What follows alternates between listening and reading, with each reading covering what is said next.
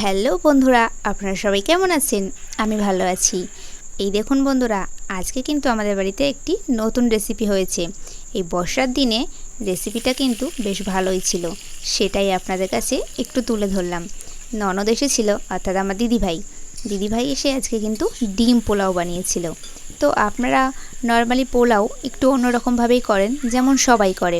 চালটাকে ভিজিয়ে রেখে সব কিছু মাখিয়ে তারপরে কড়াইতে বসান, কিন্তু দিদি কিন্তু আজকে একটা নতুন স্টাইলের পোলাও বানিয়ে আমাদেরকে খাওয়ালো। সেটাই আপনাদের সামনে একটু তুলে ধরি, চলুন। দিদি কিন্তু প্রথমে দেখুন, চালটাকে কিন্তু আমি ধুয়ে জল ঝরিয়ে রেখে দিয়েছিলাম। দিদি প্রথমে কড়াইতে পেঁয়াজ, টমেটো, আদা রসুন বাটা এগুলো দিয়ে নেড়ে তারপরে যে ধুয়ে রাখা চাল সেইটা শুকনো করে রেখে দিয়েছিলাম এক বাটি, সেইটা কিন্তু দিদিভাই এরপরে দিয়ে দিল কড়াইতে। মশলাগুলো কষিয়ে নেওয়ার পরে চালটাকে দিয়ে দিদি মশলার সাথে চালটাকে ভালোভাবে মিক্স করে নিচ্ছে। আর আপনারা তো জানেন পোলাওতে যে পরিমাণ চাল নিতে হবে তার ডবল জল নিতে হবে। অর্থাৎ এদিকে দেখো, আমি আবার মাংসের জন্য একটু মশলা বেটে দিচ্ছিলাম দিদিভাইকে। আমরা কিন্তু গোবিন্দভোগ চাল দিয়েই পোলাওটা করেছিলাম, আর গোবিন্দভোগ চালে যে আলাদা একটা সুগন্ধ বেরোয় সেটা কিন্তু বেশ ভালোই লাগে। আর পোলাও অবশ্য গোবিন্দভোগ চাল দিয়ে করলে বেশি সুস্বাদু হয়। আমি এক বাটি চাল নিয়ে রেখেছিলাম, এই বাটির এক বাটি, তাই জন্য দিদিভাই এই এক বাটি এর বাটির দু বাটি জল দিয়েছিল, বড় বাটি। যে যদি এক বাটি চাল নাও তাহলে তোমাকে দু বাটি পরিমাণ মতো জল দিতে হবে, তাহলেই পোলাওটা ভালোভাবে ঝুরঝুরে হয়। মশলা টশলা কষিয়ে নিয়ে চালটাকেও দিদি ভালোভাবে নেড়ে নুন হলুদ ও তারপরে লঙ্কা সব কিছু দিয়ে তারপরে জল ঢেলে দিয়েছিল। তারপরে ওপর দিয়ে একটুখানি কাঁচা লঙ্কা আর একটুখানি আলুও দিয়েছে, কিন্তু আলু আর দিয়ে তারপরে একটুখানি ঢাকা দিয়ে রেখে দেবে চালটাকে সিদ্ধ হওয়ার জন্য। ভাই একটুখানি নেড়ে চেড়ে দেখে নিল যে চালটা ঠিকমতো হয়েছে কিনা, তো বলল আর একটুখানি বাকি আছে, আর একটুখানি জলটা ঝরে হবে। তো এরপরে স্বাদ মতো চিনি, আপনারা যারা মিষ্টি খেতে বেশি পছন্দ করেন পোলাও, তারা একটুখানি বেশি পরিমাণে চিনি দেবেন, আর যারা অতিরিক্ত মিষ্টি না খেতে চান তারা নিজেদের স্বাদ অনুযায়ী চিনি দেবেন।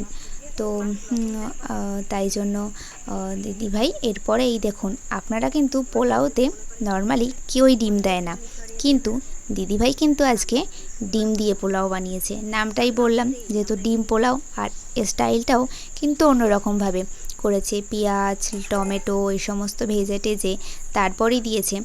আর এটা কিন্তু সম্পূর্ণই ঘি ছাড়া, যেহেতু আমাদের পরিবারে ঘিটা কেউই খেতে চায় না, তার জন্য ঘিটা কিন্তু দিদি ঘি ছাড়াই বানিয়েছে। তো খেতে কিন্তু দারুণ হয়েছিল বন্ধুরা। আর তার সাথেই দেখুন চিকেন কষা আর একটা করে গোটা ডিম আর পোলাও, সাথে কিন্তু বিরিয়ানির মতো আলুও ছিল। তো খেতে কিন্তু ভালোই হয়েছিল। সবাই এই দেখুন আমার ছোট্ট বাবুটা কীরকম বলছে যে পিসি বানিয়েছে, ভালো হয়েছে খেতে, খুব টেস্টি। ও কিন্তু আজকে নিজে হাতে করে খেয়েছে পোলাও।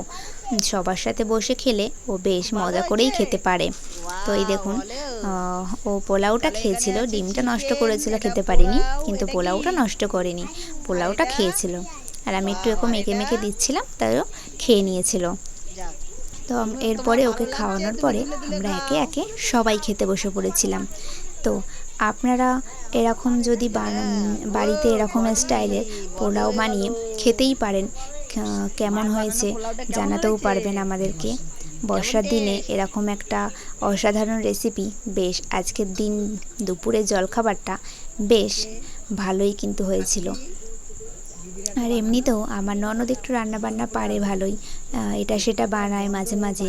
আগের দিনই দিদিভাই বাড়িতে বানিয়েছিল, বলল বেশ কিন্তু ভালোই হয়েছে। তাই জন্য আমি বললাম তাহলে আজকে আমাদের বাড়িতে এসে একবার বানাও। তো তাই জন্য আজকে আমাদের বাড়িতে এসে বানিয়েছিল। এই দেখুন আমার কর্তামশাইকে খেতে দিয়ে দিয়েছি, উনিও বসে পড়েছে। তো এরপরে আমরা সবাই একসাথেই খেতে বসে পড়েছিলাম। একসাথে খাওয়ার মজাই আলাদা। তো এইটা দিদিভাই, এই দেখুন আমাকে জিজ্ঞেস করছে কেমন হয়েছে বলুন। আমিও খেতে বসে গেছিলাম, তো আমি বলছিলাম ভালোই কিন্তু হয়েছে খেতে। আর আমি একটু ভিডিওর সামনে আসতে একটু লজ্জাই পাই তো ক্যামেরার সামনে আসতে, তার জন্য আমি একটু হাসি পাচ্ছিল। তো যাই হোক, দিনটা আজকে দুপুরের খাওয়া দাওয়াটা বেশ ভালোই কাটলো, সবার একসাথে হাসি মজা আনন্দ করে।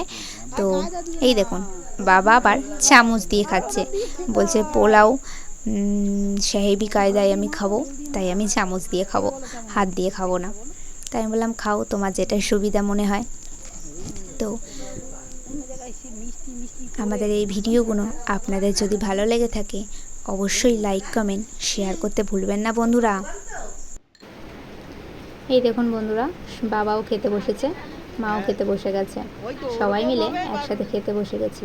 আর খাবার কতটা ভালো হয়েছিল তা আপনারা এক্ষুনি দেখলেই বুঝতে পারবেন। এই দেখুন, সবার প্লেট কিন্তু পুরো ফাঁকা, তাহলে আপনারা বুঝতেই পাচ্ছেন খাবারটা কতটা ভালো হয়েছিল।